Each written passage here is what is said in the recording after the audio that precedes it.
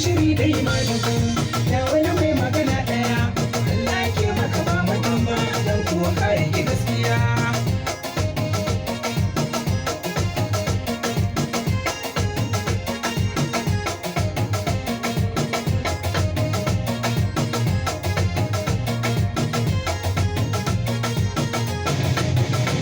Sarki Allah